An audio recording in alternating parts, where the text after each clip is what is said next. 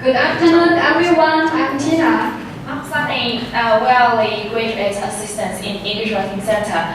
So today we are going to show you how to write a paper in APA documentation style. So do you guys all know what is APA documentation style?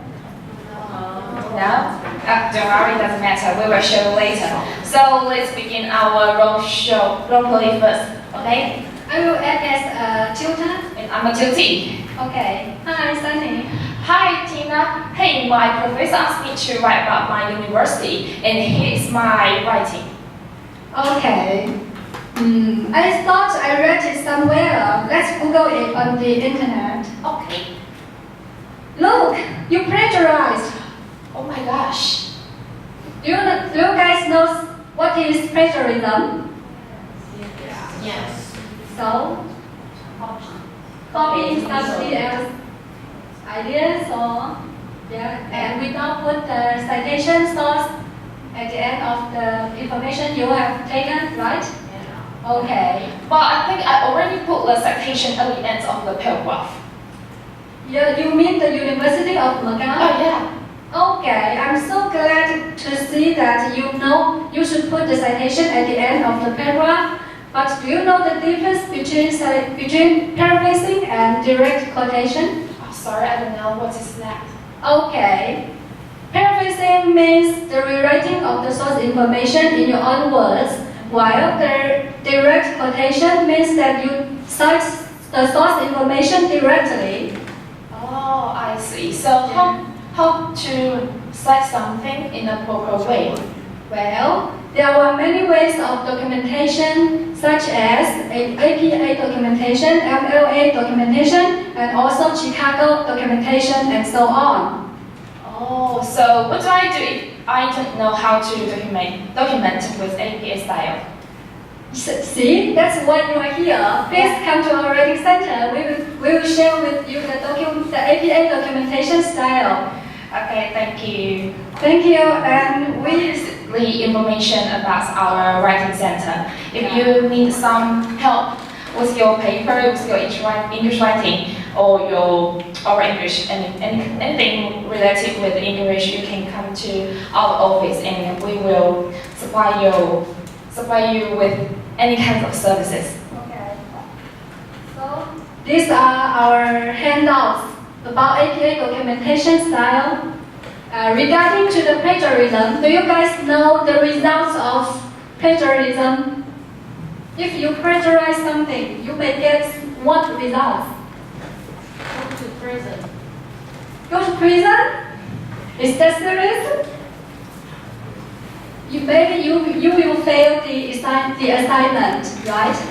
Yeah. Your professor will fail you. Maybe more seriously, you will get expelled from your school. That's the most serious result of plagiarism in school. Okay, so try to be more smart and helpful when you cite somebody's information. Please remember to put the source information at the end of the information you take. Okay.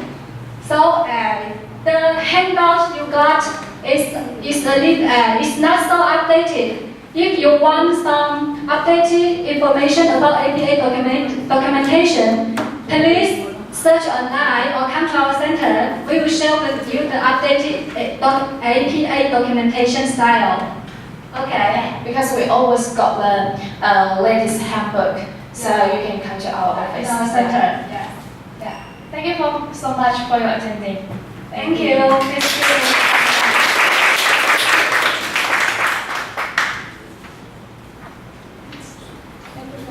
Okay, thank you very much for the two colleagues from ERC. They brought you up a very important message, which is also important for your report writing, that is, you need to cite the sources. Whenever your idea you want to use, you have to cite the sources. The APA documentation The style and the practice is very important for you.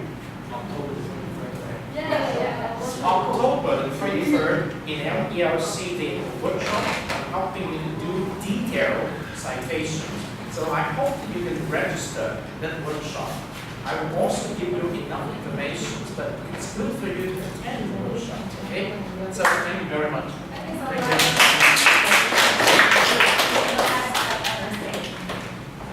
So let's go back to our class today. So I have just shown you on date number 4, I used the BBC documentary Technology of the Future. That is a very interesting documentary. It helps you to understand the movement of information technology today. Actually, that was a documentary produced about 5 years ago. Today it's even gone quicker than what you expect. Two other very interesting documentary that I would like to show you today, just to make sure you go home and you watch it, is one is called Growing Up Online. That was a documentary produced in 2008 by the United States PBS station, the public broadcasting stations. It tells you about teenagers growing up in a digital world and what the lifestyle is all about.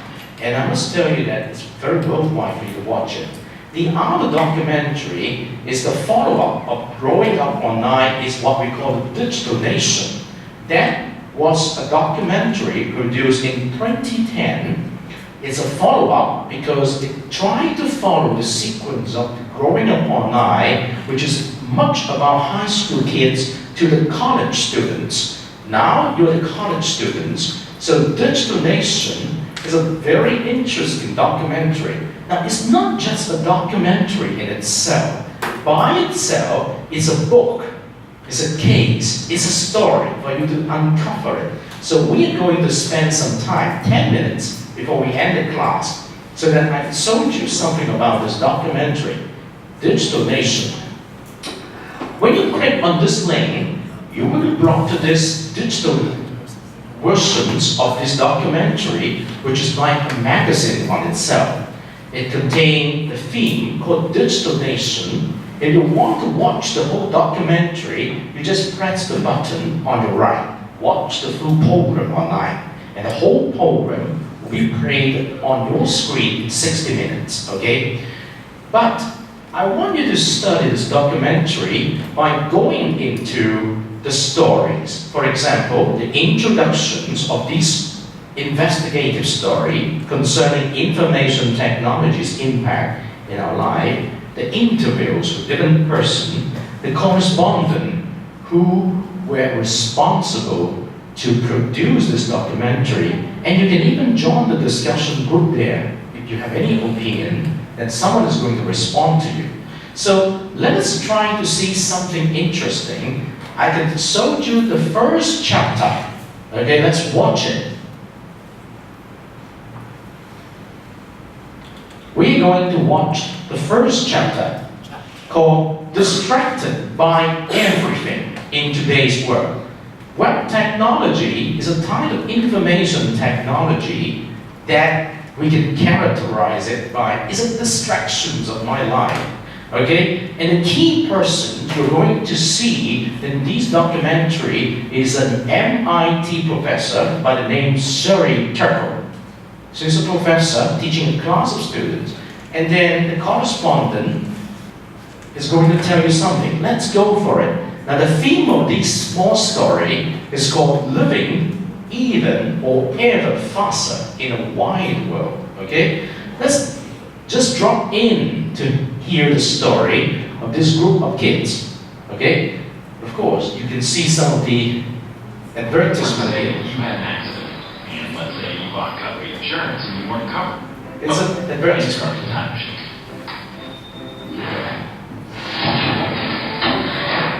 Would you go back to when you got that less than amazing policy and go with insurance instead? Well, they do have tools like Coverage Counselor to help you choose the coverage that fits you. It's like insurance from the future. Actually, more like insurance for the modern world. Thank you. Insurance. Now back by Allstate. Click or call. That is an information technology advertisement. Now watch.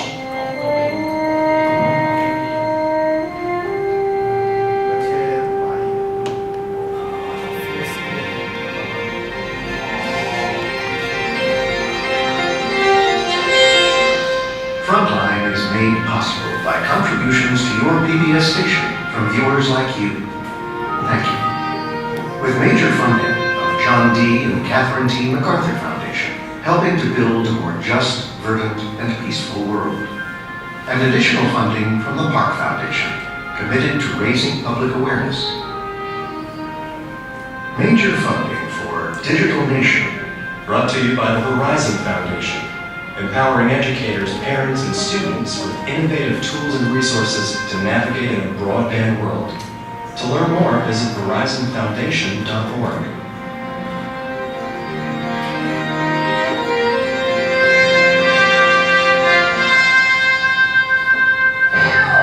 In 2007, Frontline broadcast a film called Growing Up Online.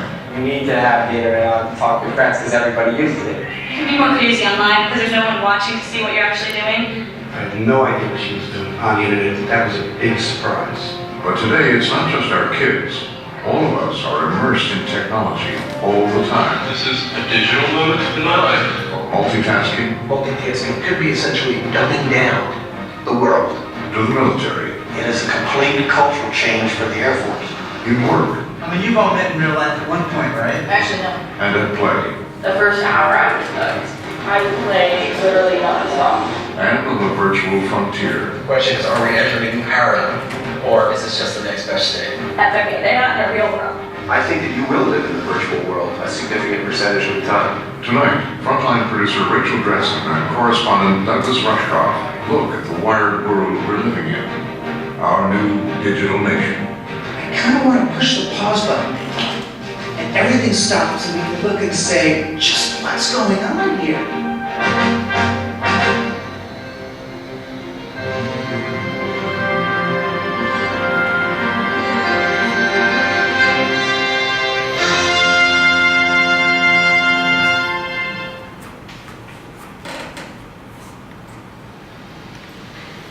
So, it really hit me one night not that long ago.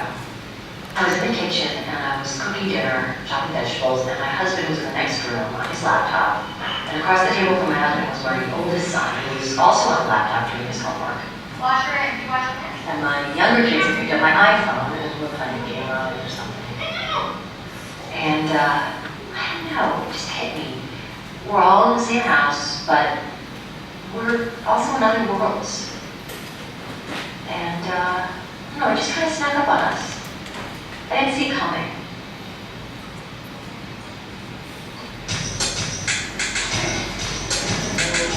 These young teenagers on the phones and on the computers is amazing. Like, when I was growing up, it wasn't like that.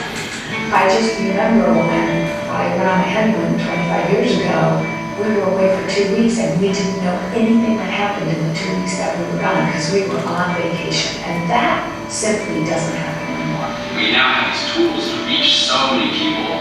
And all of a sudden we look around and say, well, now what? Well over half my life exists in the digital world.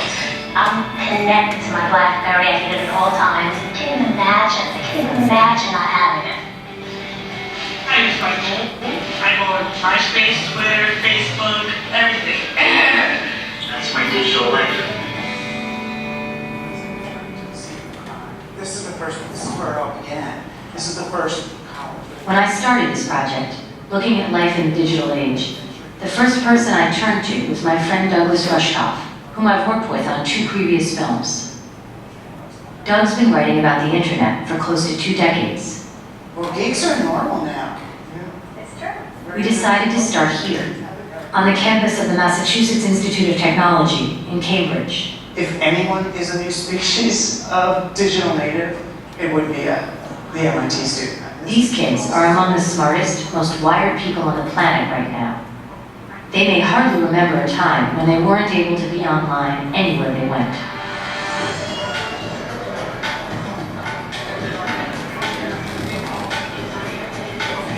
I have 3 tests this week. Everywhere you go on this campus, kids are looking at screens, sometimes multiple screens. Do you want an email back? Take Eliza. She's 20, mechanical engineering major, and completely wired all the time. Staying beta for as long as Gmail's staying beta? Like a decade. I have a few friends who, if they hear the word BlackBerry, they think of me. Like, I'm never off of it. It is glued to me. When it's more than arm's length from me, I start to get panicky. It's very disconcerting. I like how I'm like, I'll pull it up and show you, and I don't even send it to you. Are we G-Chat buddies? Can I just... I'm always IMing or texting or things like that. Always checking my phone, taking care of other things while I'm doing something else. You are talking to your friend at the same time you're talking to your other friend. At the same time you're emailing another friend about where you're going to be tomorrow night. The classes here are fun. We kind of understand that too between each other. We're all so busy that it's okay if I'm talking to Murph right now and his BlackBerry goes on and he has to start going on. I'm like, well, that's okay because I'm going to do that to him anyways. So it's a mutual understanding. What are the girls tonight? School, I think it's kind of the same. Like you're paying attention in class to your professor, you're emailing another professor, and you're looking at something else. Approach. Nobody who's been teaching for 25 years would say that our students aren't different now than they were then. I mean, they need to be stimulated in ways they didn't need to be stimulated before. Sherry Turkle has been teaching at MIT for more than 30 years.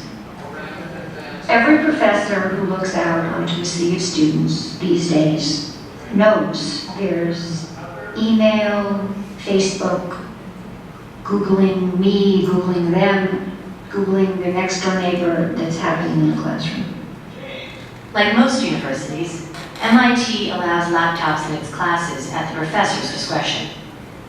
I mean, it even changes how teachers teach, because now the pressure is on teaching kind of scintillating PowerPoint things that will distract them from the web.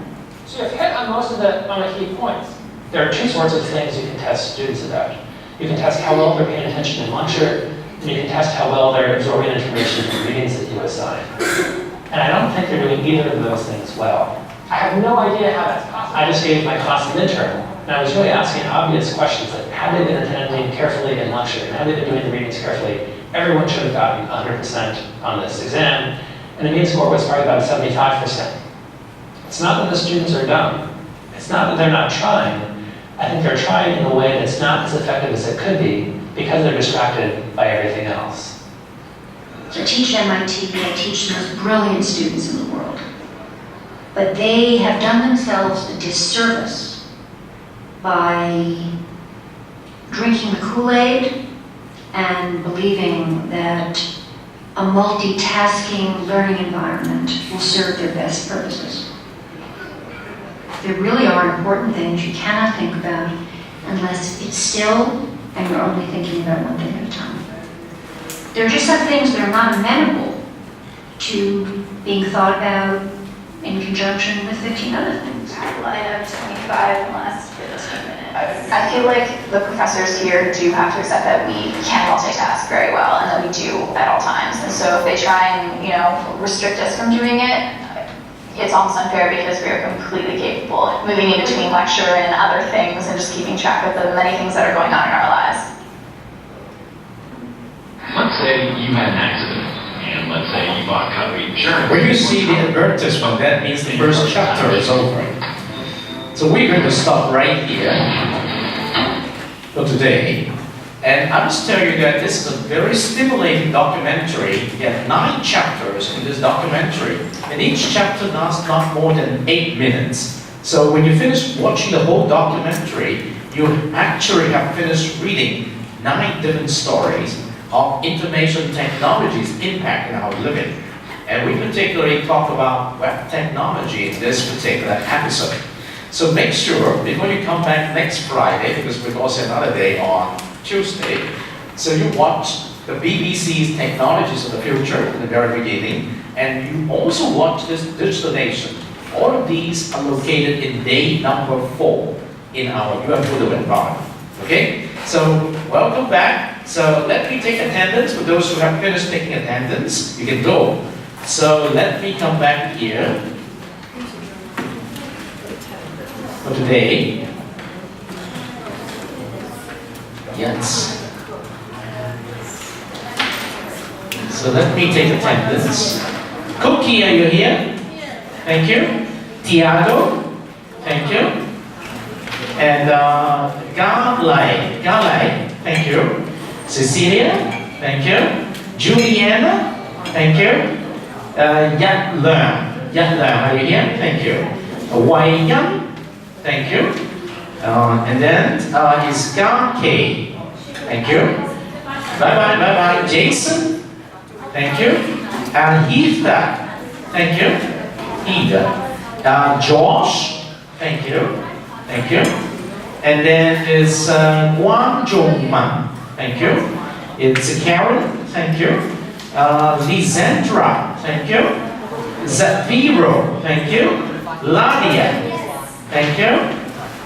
And then is Ji Yin, thank you. And then Yuk Ling, thank you.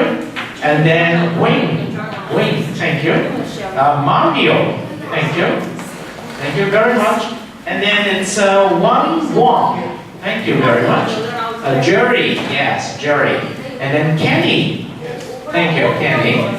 And then it's Richard. Richard, are you here today? Not yet. And then it's Davey. Davey, thank you very much. Welcome back. So if you have any questions, you can come to me. If not, then yes.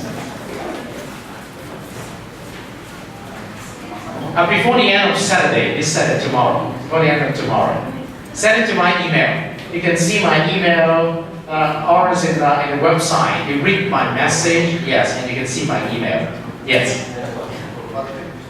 No, if you have, because you're two persons in the pair, right? So each person needs to send me the email, CC to your partner. Just the name and the... Name, student ID of two persons in the pair, okay? That's okay. So then I can create your pair discussion forum. Yes, pair. So each one in the pair, you have two persons need to send me an email, CC to the other, okay? Yes. Thank you. Make sure you send it to me, otherwise I cannot create your pair discussion forum. All right? Great. Thank you very much. Yes.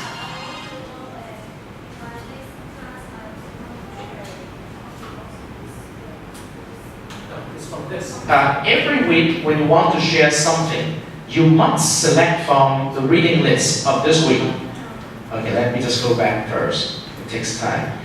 Here, we have a reading list for each week. For example, this is for week number 1. This is week number 2, so you share the topic from this. Next week is week number 3. So you share the topic from reading for week number 2. Okay, so next week when you share something, you must select from these number of topics. Okay, you study one from this, one from this, and then you select one, and you share based on the selections. Okay, this is the way to discipline your study of this course. Okay, because we have a theme each week, and these are the theme of each week. So if you go back to this week, you can see that this is Introduction to IT and Knowledge Society. What is IT? What is Knowledge Society? Okay, so you must select the topic from the particular which reading list. Okay, if you select this, you can also select one of those YouTube video. But you must first select from the reading list first. That is the most important of the course. Okay? So all the other help you to understand better. Okay? If you have any other question, you can write me email. Okay? In your journal, whatever it is. Okay? Do a good job. Have a good National Day holiday. See you. So that's it for today's day number 4 in CISG114, Section 2, Web Technology and Life, September 27, 2013. Until next week, stay tuned.